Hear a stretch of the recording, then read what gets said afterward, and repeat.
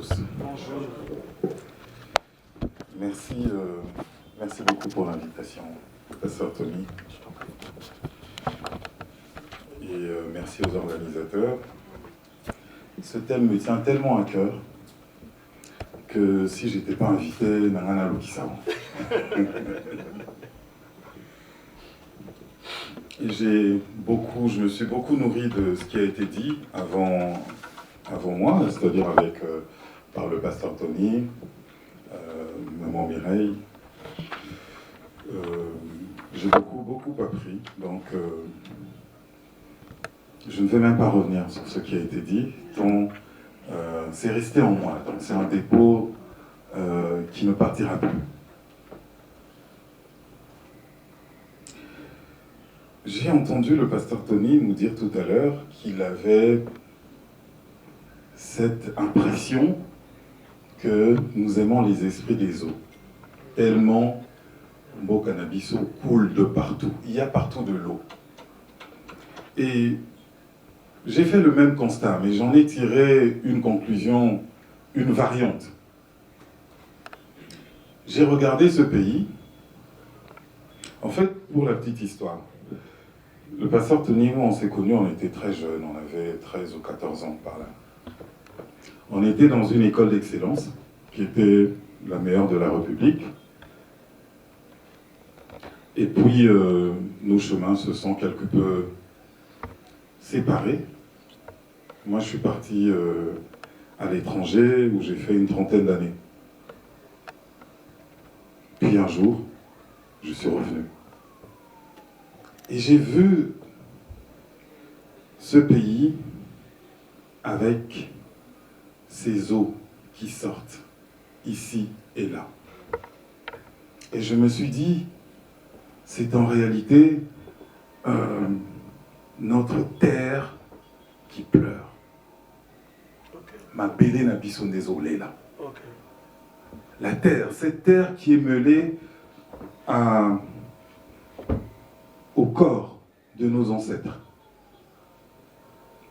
Une terre que nous détestons, une terre que nous maudissons jour après jour, se met à pleurer. Cette terre, elle est en détresse.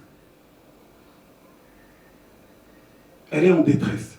Et j'avais l'impression d'arriver dans un pays où j'étais le seul à entendre crier la terre de toutes ses forces, à dire « Au secours, je meurs ».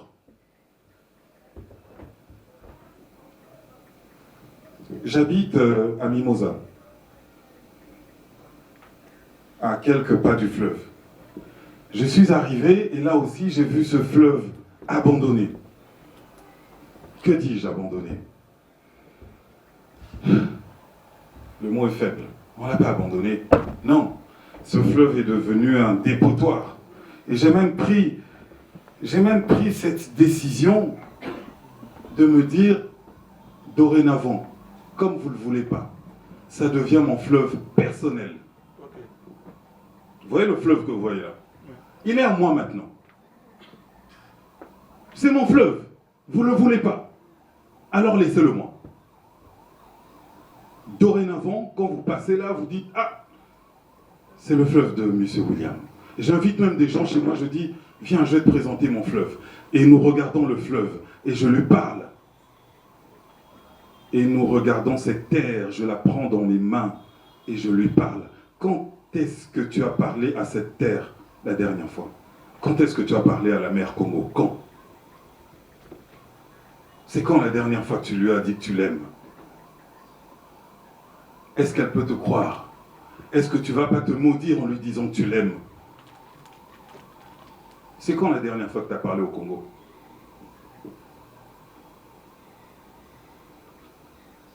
C'est très étonnant. Je vois un peuple qui, tous les dimanches, va au culte d'adoration, en semaine, suit des prédications, qui connaît le b.a.-ba du spirituel, qui sait au moins que la terre a été bâtie avec la parole. Et curieusement, on voit le même peuple, jour après jour, inexorablement, avec détermination, maudire sa propre terre. Que voulez-vous qui sorte de bon d'un pays où les gens ont coutume de dire « Ah, nana loka Congo ». Que peut-il en sortir de bon? Vous êtes chef de famille, vous avez vos femmes, votre femme, vos enfants, et tous les jours, vous dites « Ah ben, qui a maudit notre maison ?»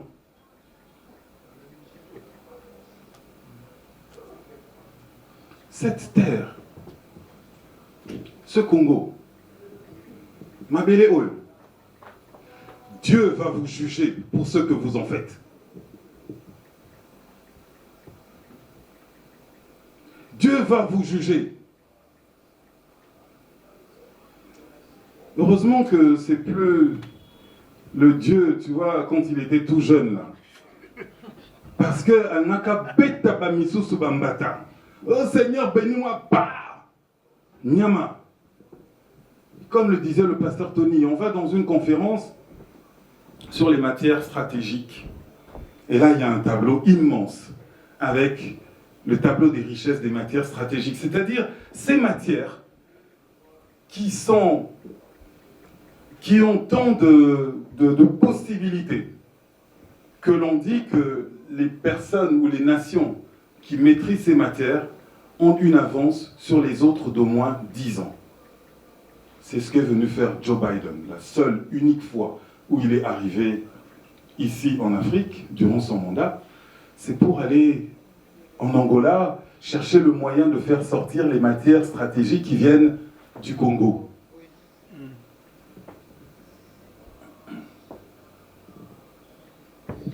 Il faut s'imaginer notre Dieu qui est en train de répartir les richesses sur la terre. Et puis, voilà, il y en a qui ont trois matières sur 31. Et puis, autour de la RDC, 31 sur 31. Pourquoi? C'est choquant. Toutes les matières stratégiques du monde sont enfouies dans notre sol. Ce sol que nous maudissons jour et nuit.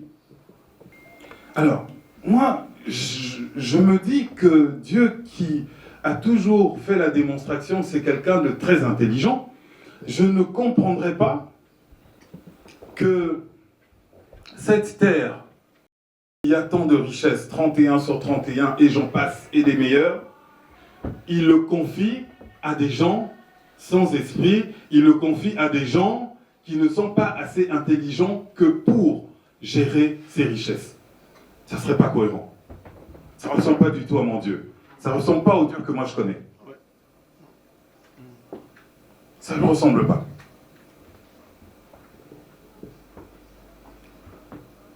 J'ai été dans de belles écoles, de belles universités. Merci Seigneur pour cela. Et je me suis rendu compte que, quelque part, on dirait que Dieu a placé dans le Congolais quelque chose qui dépasse ce que l'on peut voir. Aux États-Unis, souvent, quand on parle de ça, on dit « You know, this thing, you can touch this. You can touch this. » C'est-à-dire qu'il y a ce je ne sais quoi, on ne peut pas le toucher, on ne peut pas le voir, mais comme quelque chose de plus. Et le Congolais, Dieu lui a donné ce « You can touch this ». Mais il ne l'utilise pas. Dans toutes les universités, tu verras qu'il y a des chaires qui sont occupées par des professeurs d'université congolais, et c'est souvent les meilleurs. Dans les clubs de football, vous allez voir qu'il y a des Congolais qui jouent, et c'est souvent les meilleurs. À la NBA, vous allez voir qu'il y a des Africains qui jouent, mais la plus grande contribution de tous les Africains, ce sont les Congolais, et c'est souvent les meilleurs. Et vous allez me dire que c'est par hasard. Mais le travail, quand il n'y a pas de travail, tout ça ne vaut rien. Quand je faisais mon stage d'avocat, l'avocat qui m'avait qui me guidait, le grand maître, comme on l'appelle, il m'avait dit quelque chose qui m'avait choqué dès le premier jour. Moi, j'étais financier avant de faire du droit, donc il m'a dit on aura besoin d'un financier parce que dans les dossiers financiers, on est souvent perdu. Il m'a dit je dois te dire la vérité. C'est que souvent, quand on a affaire à d'autres cabinets, les cabinets des Belges, là, ils se mettent sur un dossier à 5 ou 6. En général, quand ils ont affaire à nous, ils rigolent. Ils trouvent qu'on est trop léger. On n'est pas assez travailleurs. Donc quand ils ont affaire à nous, ils savent que c'est un procès qui est gagné, qu'avance. Il a dit, aide-nous à ceux qu'on ne pérennise pas cette réputation. C'est-à-dire qu'eux travaillent comme en meute. Tel avocat ne regarde que tel aspect, tel autre ne regarde que ça. Et tout le monde laboure pour la même cause, mais chacun selon son angle. Et quand vous arrivez face à eux, si vous êtes léger, et souvent vous n'arrivez dans un dossier qu'à 2, voire tout seul, dans 6 têtes d'avocats bien formés, il y en aura toujours plus que dans une seule. Et donc vous ne pouvez pas faire le poids. Balayer comme ça.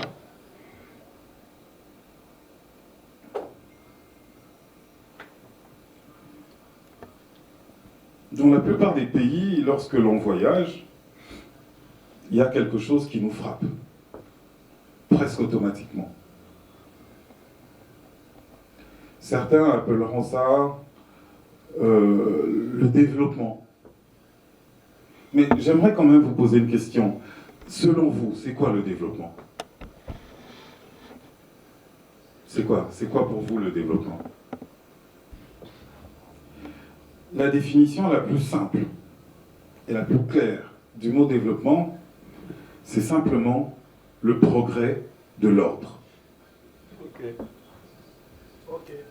C'est le progrès de l'ordre. Lorsque nous sommes dans une société qui ne fait pas évoluer l'ordre, nous ne nous développons pas.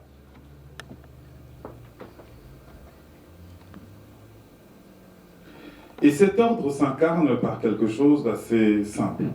Et d'ailleurs, quand vous regardez attentivement quelqu'un ou la vie de quelqu'un, vous pouvez savoir si c'est quelqu'un qui est porté ou non par une vision. Il ne faut pas beaucoup de temps, vous savez. Il ne faut pas beaucoup de temps. Nous autres qui avons l'habitude de gérer les hommes, il me faut peut-être une dizaine de minutes, tout au plus, pour comprendre si j'ai en face de moi quelqu'un qui est mu par une vision ou pas. Si vous avez moins l'habitude, il vous faut peut-être côtoyer la personne une ou 2 fois. Mais vous le savez assez vite.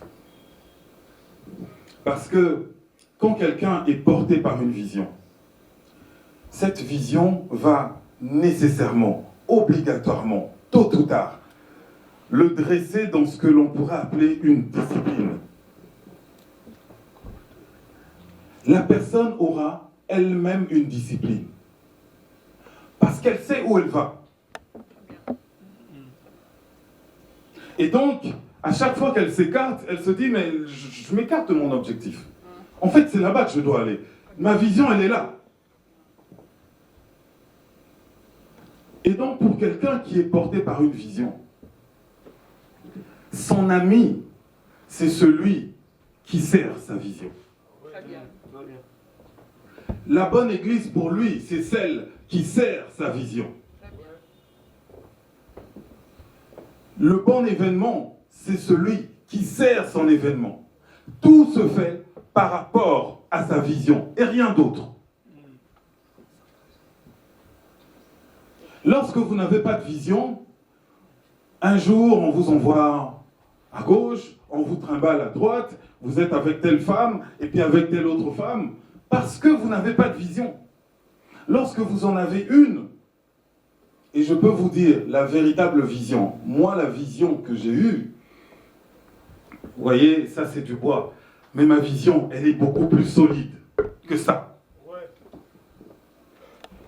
Cette vision qui reste pourtant quelque chose d'immatériel, il n'y a rien de plus vrai, rien de plus solide ici sur la terre que la vision que le Seigneur m'a montrée. Aussi, de telle manière que dans tout ce que je fais, quand je me retrouve dans une situation difficile, je dis à Dieu, mais elle est où la vision par rapport à ça? Elle est où? Si je suis là, maintenant la vision, voilà, qu'est-ce que c'est par rapport à la vision? Et la vision doit te permettre de t'orienter, de te structurer, de te discipliner. Et si tu n'as pas de vision, tu es un homme perdu. Perdu. C'est-à-dire que tu es un homme, en un mot, faible. C'est ça, un homme qui n'a pas de vision. Un homme qui a une vision, c'est un homme qui approche les autres par rapport à sa vision. On ne te demande pas d'aller dire à tel que tu l'aimes directement. C'est bien, tu vas l'aimer après. Mais puisque tu penses que tu l'aimes, celle-là qui doit venir ta femme, ce que tu dois lui proposer, c'est ta vision. C'est pas juste l'amour et puis l'eau fraîche. Hein. C'est la vision. Madame, je te prends, on va aller là-bas. De telle sorte que lorsque de temps en temps on s'égare, je dis, hé madame, mais regarde, c'est pas là-bas. C'est pas là qu'on devait aller. Et le chef de famille, c'est celui qui met tout le monde derrière lui, derrière sa vision. Yes. Oui, yes. Fils, tu ne dois pas marcher comme ça. Regarde. Ma fille, mais ça c'est pas toi. Regarde. Et cette vision, elle doit tellement couler dans tes veines qu'elle en devient ton identité. Ouais. Caraste, tu sais qui tu es. Effectivement, maman Mireille, tout part de là. Qui suis-je? L'identité est très importante. Vous savez, moi, il y a une des prières que j'adore. Je trouve même que c'est tellement puissant que je ne la fais pas tout le temps. Je vous l'ai dit ici, je ne vous le cache pas, je suis mandataire public. C'est-à-dire que j'ai été nommé par ordonnance présidentielle. C'est très bien. Mais il y a une ordonnance qui est beaucoup plus puissante que ça. Et quand je suis dans des difficultés, je prends ma Bible et je lis à mon Seigneur l'ordonnance divine sur laquelle il m'a établi. Genèse, chapitre 1, verset 26. J'ai dit, Seigneur, tu m'as établi ici-bas pour que je domine sur la terre. Amen. Où est ma domination? Tu m'as établi. Voici l'ordonnance divine. Un jour, tu as dit, faisons l'homme à notre image. Tu t'es réuni de toute ta personne pour me créer. Tant c'était important. La seule chose, d'ailleurs, qui manque dans cette liste, c'était lequel? Il me dit, en gros, je t'ai établi pour que tu présides à la création. Voilà, tu vas dominer sur toute chose, sauf sur ce qui n'apparaît pas dans la liste. Et c'est quoi? C'est les hommes, c'est tout. Ne domine pas sur eux, mais sur tout le reste, tu as domination.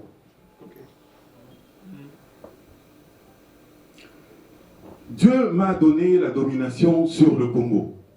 Ouais. Amen. Amen. Je l'ai reçu. Et je ne vais céder à personne ce privilège.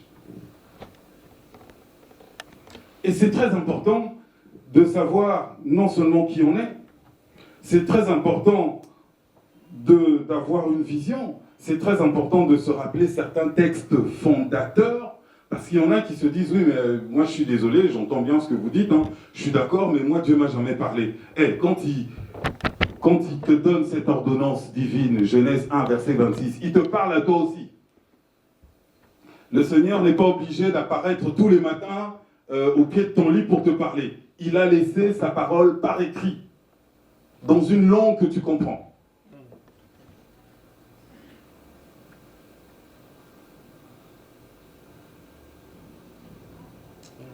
Chers compatriotes, moi, je pense réellement qu'il est temps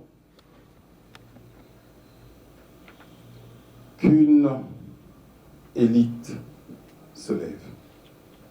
Yes. Je pense qu'il est temps qu'une élite se lève. Et si celle-ci attend qu'on lui demande de se lever, peut-être que ça n'arrivera jamais.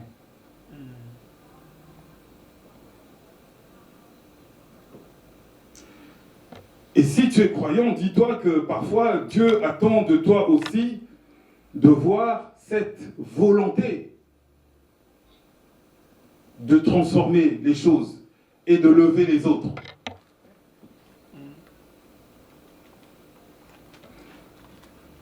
Vous savez, je ne sais pas si ça vous est déjà arrivé, Pasteur Tony. Moi, ça m'est déjà arrivé d'avoir un problème, de prendre mon téléphone, de parcourir la liste des contacts et de ne trouver personne qui puisse répondre à mon souci. Mais dans mon téléphone, là, j'ai plus de 3000 contacts. Mais je passe et je vois pas. Je pense que Dieu doit avoir ce problème. Des fois, il doit regarder ce pays, le Congo. Il se dit, baisse un tablette, toi. Attends, mais qui va faire quelque chose ici? Mais je pense que Dieu doit avoir ce problème. Et ça ne serait pas la première fois.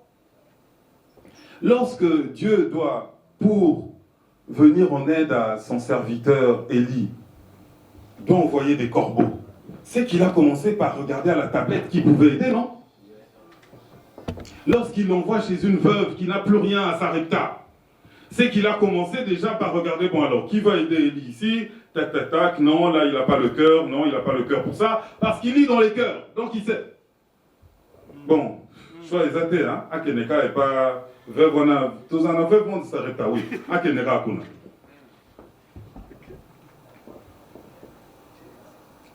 Parce que des fois, Dieu a besoin de personnes ressources. Mais Yomoko, Omikotisa, Okomi, Petia la course, Yamutu, comme ça n'était pas ta vocation. Et le Seigneur te voit comme un vaillant guerrier. Et toi, tu ne le sais pas. Et puis tu es là, tu patauges d'année en année. Mais tu étais promu à un très très grand destin. Mais sans le courage, sans l'ambition, tu ne peux pas manifester cette nature qui t'a été donnée dès le départ. Alors tu verras, très curieusement, des jeunes de 20, 30 ans, mais qui sont là, oui, moi kaka, leader boyé. Un pays de plus de 100 millions d'habitants. Mais si c'est une éveil, c'est une jeunesse qui est éveillée, mais c'est 100 millions d'hommes au Kobanga Bango. Même s'ils vont à main nue, ils vont te découper en morceaux. Vous savez, les Israéliens, ils ont vécu quelque chose de terrible durant la Seconde Guerre mondiale. Durant la rafle du Veldiv en France, qui devait les conduire à Dachau, on les enfermait dans une église qu'on appelle le Veldiv. Il y avait à peu près 4000 juifs. Et il y avait des officiers, des soldats allemands, sur les 4 coins de l'église, qui le tenaient en joue avec leurs fusils. Et des années plus tard, quand on les a déportés, qu'on les a exterminés, les générations de juifs ont pris ces photos et ont montré à leurs enfants en disant « Ça, c'est la plus grande humiliation que nous avons vécue. Nous étions 4000, ils étaient 4 personnes, et ces gens nous ont tenus en respect, alors que nous aurions pu nous rebeller. ils en auraient tué quelques-uns. Mais combien? 4000. Ça n'était pas possible. Ils ne pouvaient pas tuer tout le monde. Et ils ont pris la ferme décision depuis que chaque enfant juif devait apprendre à manier les armes. Que chacun d'entre eux irait faire son service militaire, un service militaire de 2 ans. Et que n'importe lequel est de toute façon dans la liste de réserve de l'armée. On peut t'appeler à tout moment, peu importe ce que tu fais. Parce qu'ils ont compris l'humiliation qu'ils ont vécue.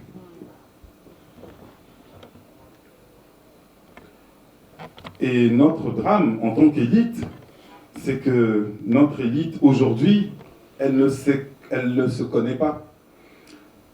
Elle balousaloquette avec tout le monde.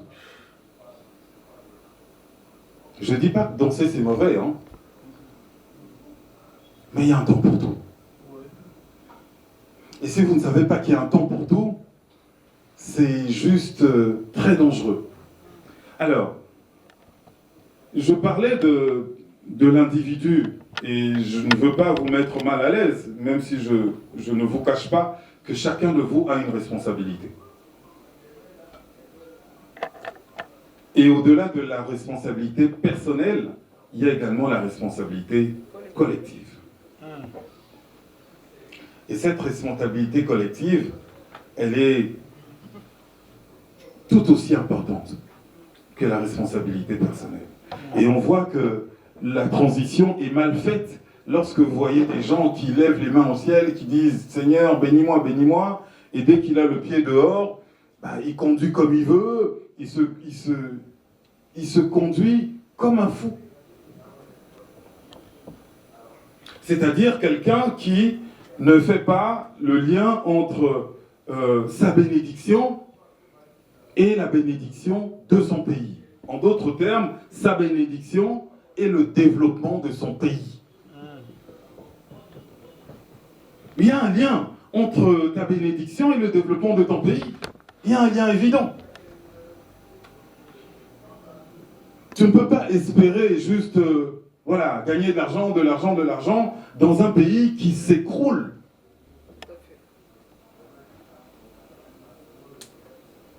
Nous devons bénir ce pays, le bénir en parole déjà, parce que la vie et la mort sont au pouvoir de qui? Au pouvoir de Dieu, au pouvoir des anges, au pouvoir de la langue. Le Seigneur a fait au plus simple, il aurait pu donner la vie et la mort au pouvoir des anges. Il a dit non, tu sais quoi? On va mettre la vie et la mort au pouvoir directement de leur langue. N'est-ce pas merveilleux? Et maintenant, tu prends ce pouvoir, cet immense pouvoir, pour maudire ton propre pays. Chacun de nous devrait se réveiller le matin et bénir la terre de nos ancêtres, de projeter des bonnes paroles sur notre terre. Chacun de nous devrait le faire. Chacun de nous devrait aller dans le fleuve, prendre cette eau, la bénir, la sanctifier et la purifier. Prendre la terre, la parler, dire des paroles positives sur cette terre. Et ça, bon, nous quitter. Et ça, bon, nous quitter. Prier sans cesse, là. Quand on dit prier sans cesse, vous voyez qu'il s'agit de quoi? C'est juste se mettre, demander, faire une liste au Seigneur des choses que vous voulez.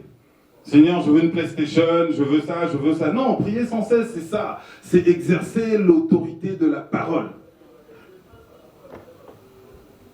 Chacun de nous devrait le faire. Dans un pays où nous avons plus de 60% de la population qui a moins de 25 ans, la jeunesse devrait être une puissance incroyable. Les jeunes devraient être occupés à créer des réseaux. Ils devraient être les plus facilement éligibles. Ça devrait être tellement facile pour eux. Mais au lieu de ça, ils sont à la suite de vieux monsieur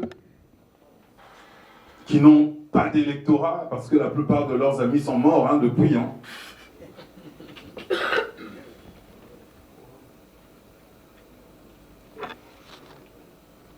Et ils épuisent leur jeunesse, leur belle jeunesse, à se contenter de quelques miettes que l'on leur dépose au moment où le vieux monsieur passe. Ils se courbent et on leur marche sur le dos comme des marchepieds. Tels des chiens, on les envoie ici et là. Allez, il faut aller maintenant manifester là. Là, il faut maintenant ceci. Alors on voit des amis de tel, les amis de tel. Tu dis à peine un mot que le lendemain, on a les amis de Tony. Ah ouais, Osana, tu n'as pas encore des amis? Ah, Zéla.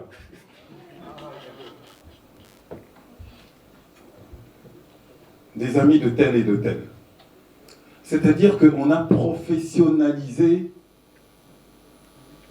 la flatterie. Il y a des experts en flatterie. Les experts en flatterie n'ont aucun pouvoir sur les corrompus. Les corrompus amassent des millions, du haut de leur arbre perché, ils saupoudrent quelques graines à cette jeunesse perdue, et voilà le système.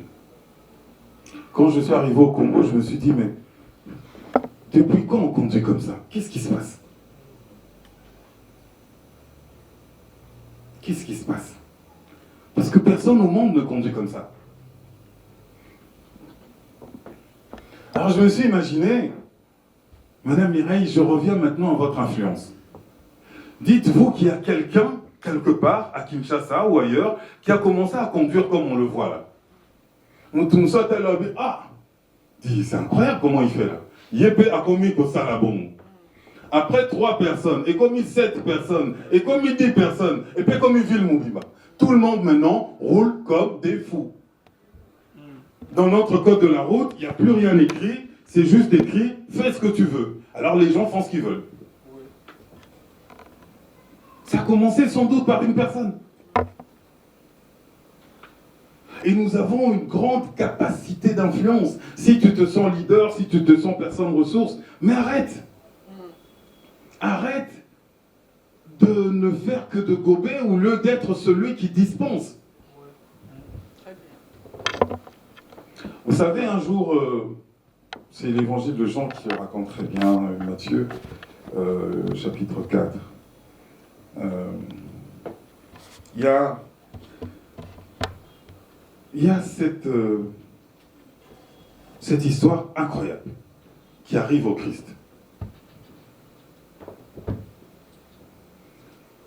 Il doit commencer son ministère, mais un ministère, comme l'a si bien dit Madame Mireille, on ne le commence pas n'importe comment. Tu dois être brisé à toi-même.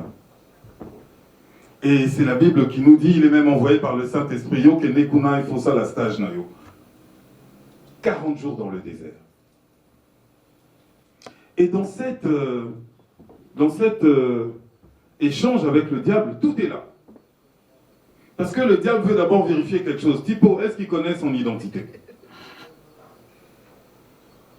Ah, mais tu sais, si tu es vraiment fils de Dieu, voilà. Il suffit, au Betika, papa, et puis c'est bon. Tu manges. Jésus n'y répond même pas. Parce que son identité ne fait pas débat. Il ne s'est pas mis à dire, si, mais moi je suis, non, non. Son identité ne fait pas débat. Moi je sais qui je suis.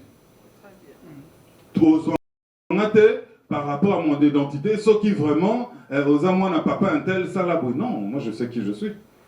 Si toi tu le sais, Pétalio.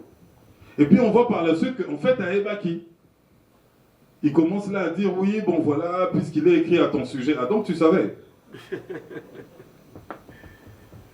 Mais le gars, Hermoko, il s'est retrouvé, comme on dit, à Kin, prise à Souka. Il ne savait plus quoi faire. Il s'est dit, là, il faut absolument trouver une solution. Il faut faire chuter cet homme. Alors, je vais faire le grand jeu. Pas aux gens. dans une misère indicible, qui pataugeons dans le manque de quoi? Parce que nous avons les richesses. Nous avons des personnes intelligentes. Nous avons les élites. Mais en réalité, et j'allais en terminer par là, en réalité, ce dont nous souffrons, c'est la démission des élites. C'est elles qui sont la locomotive. Si l'élite ne s'assume pas,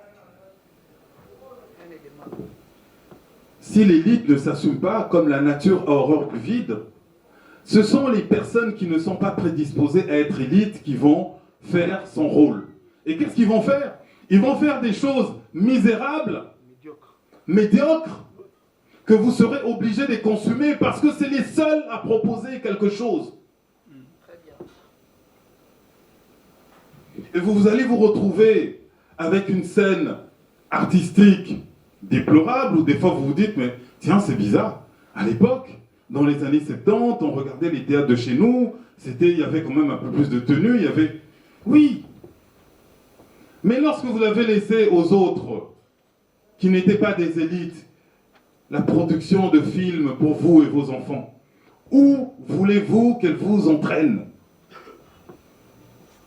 Moi, je n'accepte même plus que ma femme regarde ces films congolais, les théâtres avec mes enfants.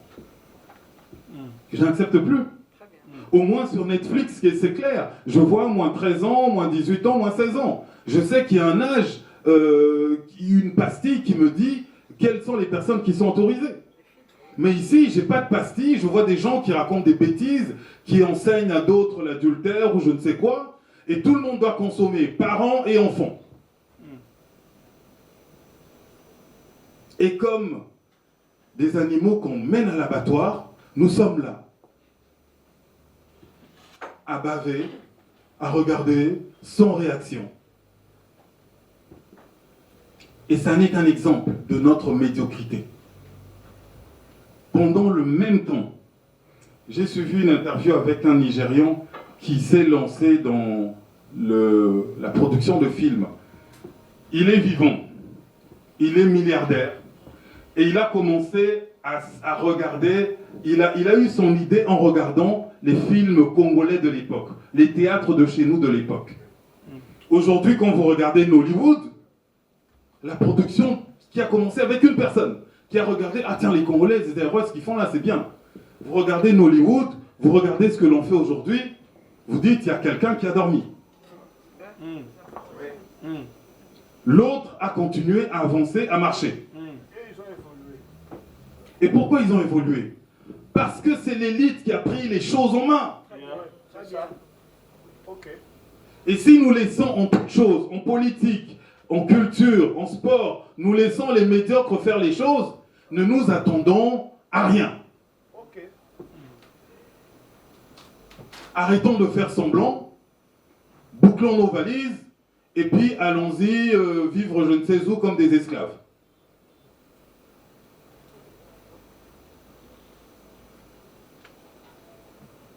L'élite doit se lever, au besoin sans permission.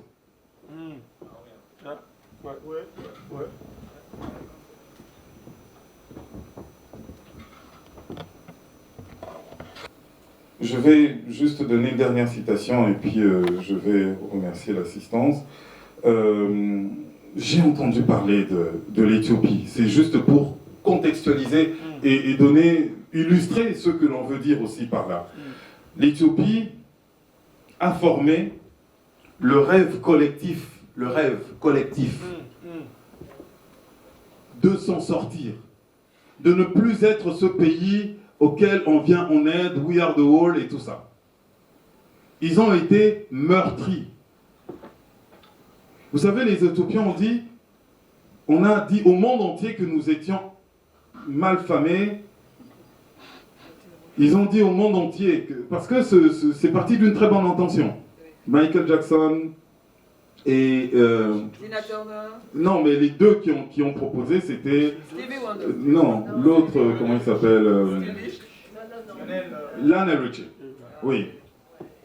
Lionel Richie et puis Michael Jackson. Donc c'est parti d'une bonne intention. Ils se disent non, on va le faire gratuitement, ils vont manger tout ça. Sauf que quand les professionnels se mettent en marche, ben, eux ils doivent être payés. Donc sur 20 millions, sur la production de 20 millions, il n'y a qu'1 million qui arrive en Éthiopie.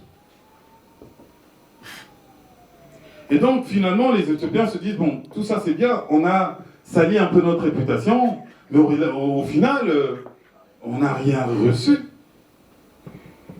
Mais ça leur a servi de leçon. Ils se sont dit, nous on a un gros problème ici. Il faut régler le problème de l'énergie. On a le Nil qui nous passe sous le nez là. Mais selon les accords, ça pour les gens qui s'y intéressent un peu, il y a des accords que l'on appelle le Sykes-Picot qui ont défini les quotités du Nil selon les pays. Et à l'époque, comme les Français et les Anglais étaient les plus forts, on a réservé le Nil en majorité aux Égyptiens et puis un peu plus bas au Soudan. Et aujourd'hui, bah, les rapports de force internationaux ont changé. Donc l'Éthiopie s'est dit non, moi je suis en aval, non, il est en amont du Nil, je vais faire mon barrage. Ils ont cherché à faire ce barrage avec les organismes internationaux habituels, Banque mondiale, FMI, tout ça, mais tout le monde s'est refusé d'intervenir parce qu'ils avaient peur de la réaction de l'Égypte. Et au moment où l'Égypte commence à se casser la gueule avec le pouvoir de Moubarak qui a commencé à avoir des problèmes, l'Éthiopie a dit c'est le moment, on va lancer le barrage. Parce que là-bas, ils ont des problèmes internes. Et vous savez ce qu'ils ont fait, ces gens? Ils ont appelé tous les Éthiopiens au monde en disant où que tu sois. Si tu es en Amérique, c'est pour toi ce message. Si tu es au Congo, c'est pour toi ce message. Vas-y dans une banque, n'importe laquelle. Vas-y même à l'ambassade. Tu déposes de l'argent. Nous allons bâtir la plus grande centrale hydroélectrique d'Afrique avec notre propre argent. Les Éthiopiens du monde entier se sont, à New York, il n'y a qu'eux, ils se sont investis, ils ont mis tout ce qu'ils pouvaient. Les petits ménages dans les petits villages en Éthiopie, les gens vendaient leurs chèvres pour aller ramener de l'argent pour le barrage. Aujourd'hui, au moment où je vous parle, le barrage de la Renaissance est bien plus puissant que notre barrage Inga. Ah bon? Et ils vont se mettre à vendre maintenant de l'électricité un peu partout. Ils en sont au point qu'ils se disent, ben voilà, tout se tient. Ils ont la plus grande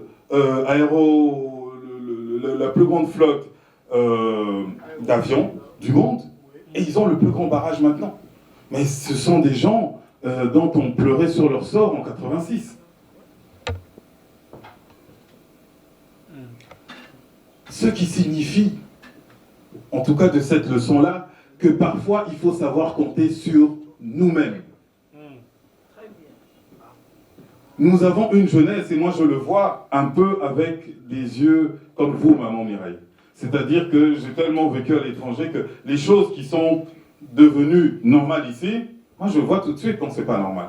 Je vois quand des jeunes n'en sont là que la main tendue alors qu'ils pourraient faire des choses. Je vois quand ils pensent que les solutions doivent venir d'ailleurs, quand nous avons les solutions sous les pieds. Dans le quartier dans lequel j'habite, je disais même non, ici, allez, Boya, yo, Yaka, viens. Ici, on va casser les pierres là, on va essayer d'avaliser un peu, il y a un trou, ça va pas. Yaka, qu'est-ce que tu fais? Allez, dépose. Vous arrêtez de jouer au football, vous venez. Mon frère est venu me dire, il m'a dit, papa, Boya, on ça biso. Il dit là, tu vas avoir des problèmes avec le bourgmestre, t'es pas bourgmestre. Parce que moi, dans mon expérience personnelle, il y a un problème, on le règle, point final. Et je ne comprenais pas que les gens passaient, constataient un problème, et puis on se croisait les bras. Il y avait un monsieur qui avait une espèce de tuyau qui giclait de l'eau, là. Un jour, 2 jours, 3 jours. Sokolimo les Kahana, il faut obéir à mon bout. Moi j'ai été frappé à sa porte, je dis, mais monsieur, vous ne voyez pas que là-bas il y a de l'eau qui... Ah bon? Je dis, oui, il y a de l'eau. Ah ben ça, je vais envoyer quelqu'un. Non, non, non, vous n'avez pas envoyé quelqu'un. Vous allez régler le problème dès aujourd'hui. Très bien. Bon, ah ben, Anima Mouké, il s'est dit, ah bon, c'est qui celui-là? J'ai dit donc, je compte sur vous. Quand je vais repasser comme ça, le problème est réglé. Et il a réglé le problème. Il a peut-être fait des enquêtes après pour savoir, mais pourquoi il doit me parler comme ça? Nous devons prendre nos responsabilités. Nous devons nous lever. Et si nous refusons de le faire, arrêtons d'embêter Dieu pour rien, il nous a déjà bénis. Merci à tous. En tout cas, je remercie M. William. En tout cas, que Dieu soit loué. J'aimerais que nous puissions vraiment faire une prière. Si tu n'es pas croyant, c'est pas grave, mais parce qu'on est là, on est tous ensemble, c'est pas un problème. Mais j'aimerais qu'on fasse une prière. Quand même, notre ministère est un ministère chrétien et nous parlons à tout le monde.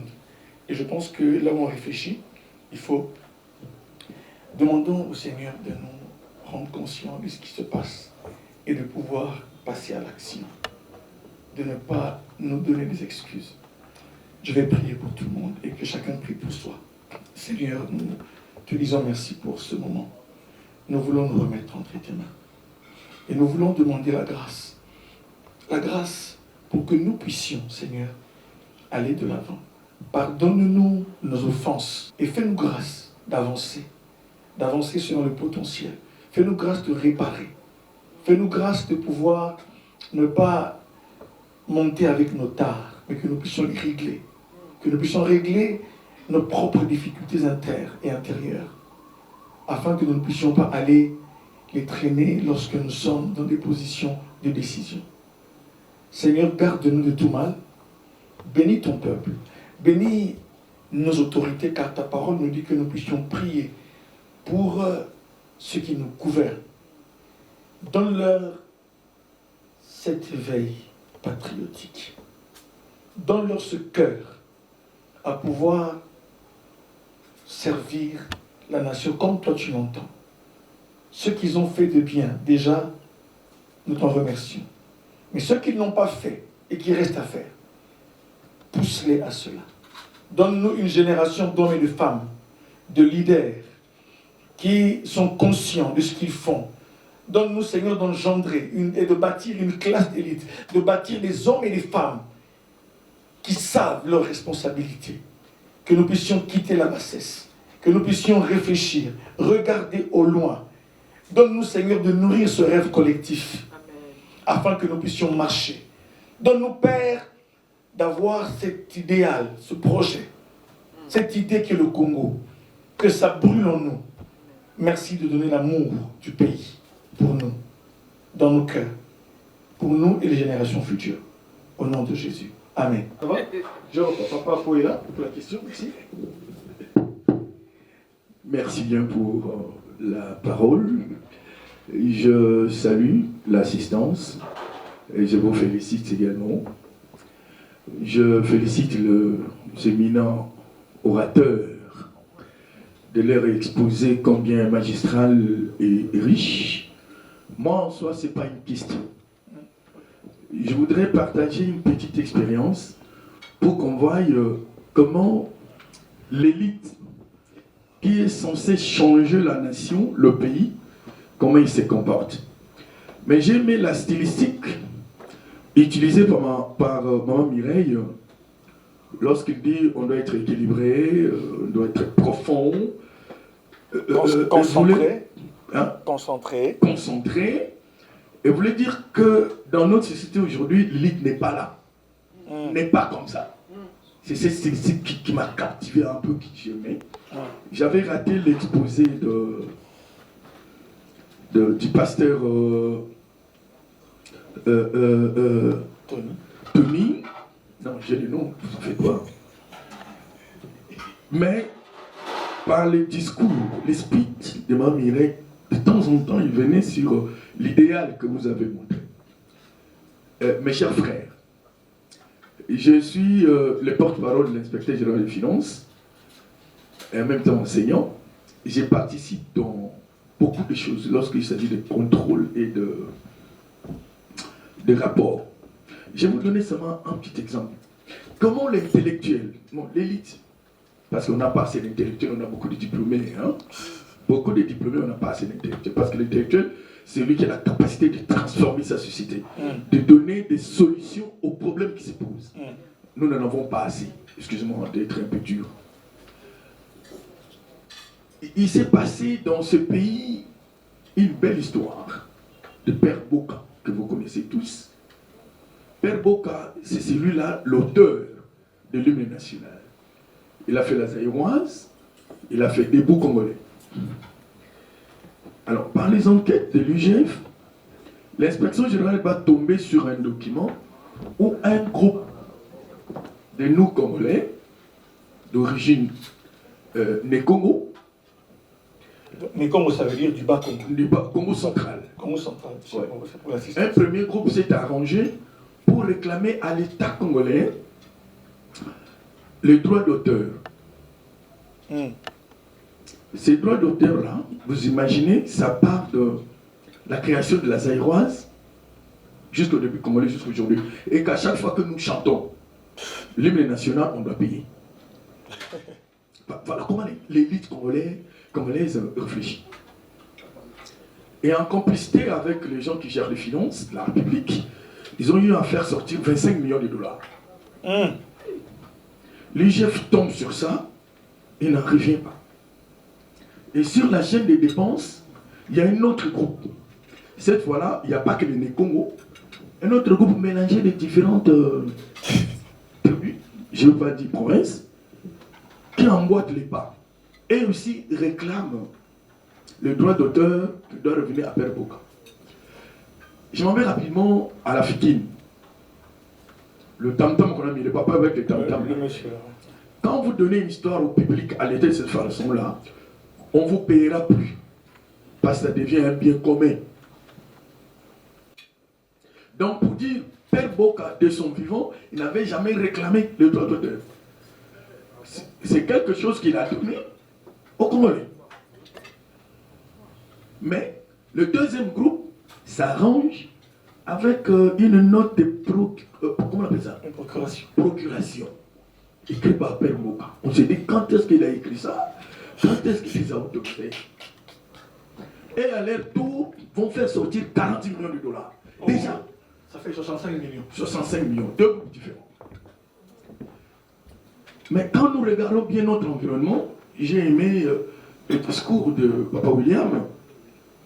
Avec 65 millions, on peut réaliser un projet qui peut créer de l'emploi à la jeunesse et ainsi de suite. Qu'est-ce que je veux dire par là? Il y a tant d'exemples, hein. On n'aura pas le temps de... Je voulais en tout cas participer beaucoup d'expériences de l'UGF ici, mais on n'aura pas assez de temps. Il y a un autre monsieur qui vole 43 millions dans une société d'ici. Hein. Il demande au trésorier de faire sortir 43 millions de dollars. Il met ça dans le coffre de sa voiture. Alors, le type qui était dans la trésorerie a eu mal. Il m'a appelé moi, Papa aux Arabes. Je lui ai dit, je suis au bureau. Il dit, en ce moment, dans notre société, le DG voyage ce soir. Il fait les États-Unis avec 43 millions de la société. Oh là là. Sa famille est déjà partie.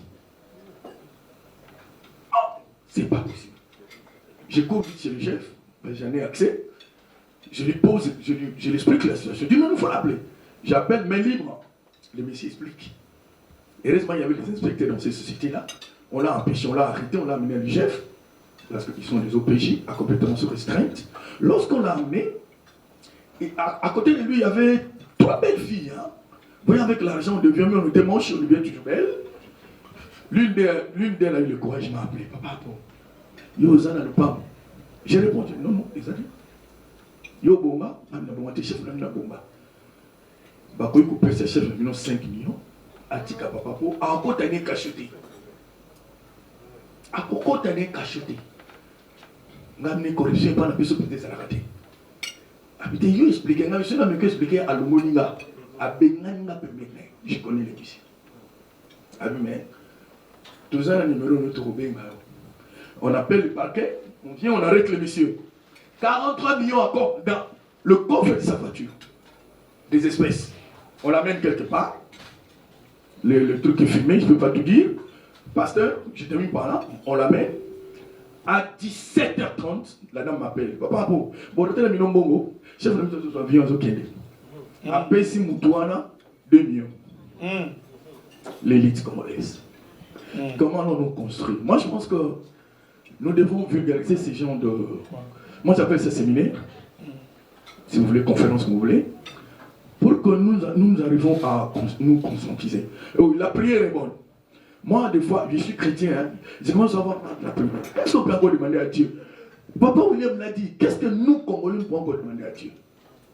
Que Dieu, vous avez dit que Dieu nous donne le courage de nous changer. Non, j'ai demandé à ce que, quand on prend conscience, après avoir écouté ce qu'on a écouté, je prier pour nous qui sommes ici, que ça nous change pour nous pousser à l'action. Nous qui sommes ici, il faut croire, parce qu'on est venu. Je ne vous contredis pas.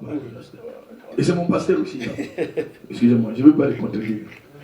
Moi, je commence à refuser certaines prières. Dieu a marre de nous. Il y a des choses que nous ne pouvons plus demander à Dieu, nous, Congolais. Un Libanais qui vient au culte le soir, 3 mois après, il est patron. Ça s'explique pas. Un Congolais qui vend. Je reviens encore à William. Mais c'est la jeunesse là qui les met sur le tipoy et qui les défend.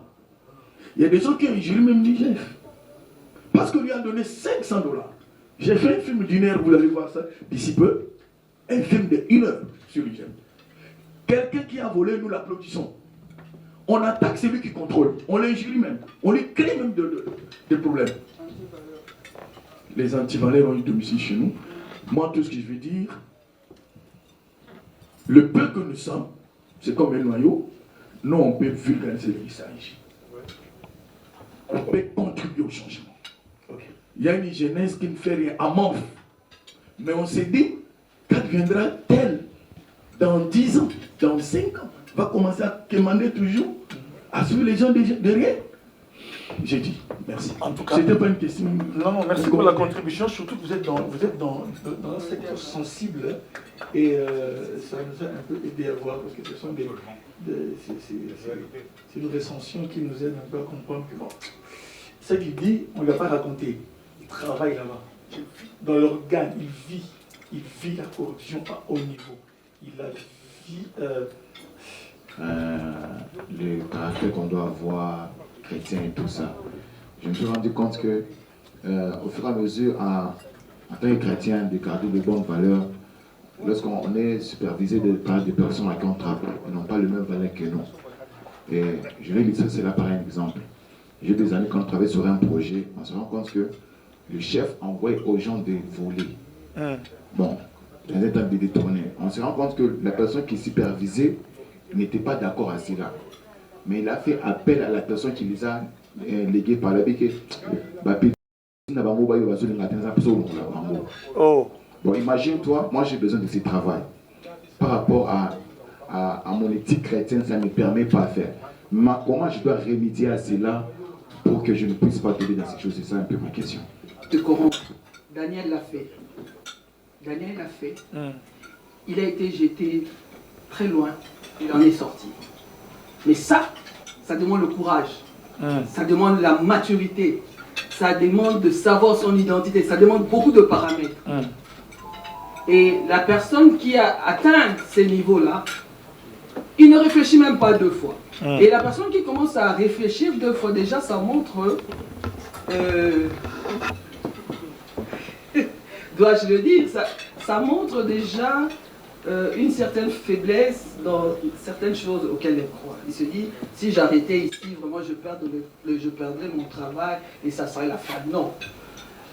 Et c'est comme ça que le mal est en train de se perpétuer. Parce qu'il y a des gens qui ne savent pas dire non. À cause de l'argent, à cause des privilèges, on ne sait pas dire non. Les livres que nous lisons, et Daniel, il y a des gens qui ont dit non. Si vous dites comme ça, votre sœur, qui travaille quelque part, et à qui un chef demande de relation intime, elle va nous dire, dois-je refuser ou continuer? Et qu'est-ce que vous lui répondrez? Si vous êtes le conseiller. Puisque vous me parlez pour le salaire. Mais parlons de votre soeur qui est maintenant sous quelqu'un. Et à qui on demande maintenant des relations. Et que c'est à vous qu'elle posait la question. vous lui direz quoi? C'est ça. Monsieur William, Je ne sais pas si vous avez compris. Oui. Mais il faut la maturité et il faut le courage. Mais je voulais faire un témoignage à ce propos d'ailleurs, parce que j'ai une nièce, là encore, c'est un peu comme M. Apo l'a dit, c'est son vécu. J'ai une nièce qui a terminé, on a fait sa collation il y a moins de 3 mois. Elle a terminé, beau parcours, et puis elle a trouvé tout de suite un emploi. Nous a-t-elle dit dans le domaine de son expertise. Mais voilà qu'un mois à peine après d'avoir commencé son travail, ici quelque part en ville, elle a dû déchanter parce que son chef voulait absolument avoir des relations avec elle. Et comme son papa, qui est mon petit frère, est pasteur, elle a dit à son père, papa, voilà, là je suis très embêté, c'est pour ça que tu vois, j'ai du mal vraiment le matin à sortir parce que je sais déjà ce qui m'attend au travail. Et son père lui a dit, qu'est-ce que tu comptes faire? Il lui a dit, en tout cas moi, je vais peut-être arrêter ce travail. Mais c'était inespéré qu'à peine elle vienne de commencer d'avoir son diplôme, qu'elle trouve un bon travail. Et elle a arrêté. Elle a arrêté de travailler, donc elle est sortie de l'emprise de ce monsieur. Et comme avant ça, pendant qu'elle était étudiante, elle faisait juste le make-up et tout ça à des personnes, il y a une personnalité dans ce pays, très très haut placée, qui l'a appelé pour lui dire, écoutez, est-ce que vous ne pouvez pas devenir ma maquilleuse attitrée, comme ça, quand j'ai des voyages, vous êtes tout le temps à côté de moi, ou là que je me mette à chercher. Et donc, elle a refusé cette proposition indécente, et en moins de 3 semaines, elle a eu l'autre proposition qui, en réalité, en termes d'argent, n'a aucune commune mesure. Au moment où je vous parle, elle est même à l'étranger.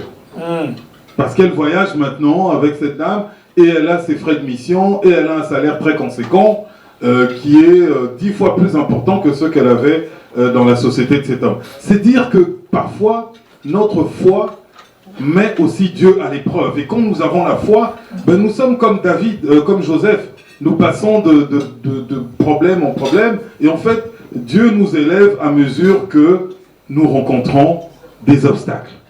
Donc il faut avoir ce courage de pouvoir dire non, comme l'a dit un certain Daniel, comme l'a dit un certain Joseph. C'est en réalité, en un mot, je dirais, c'est la compromission. Refuser la compromission.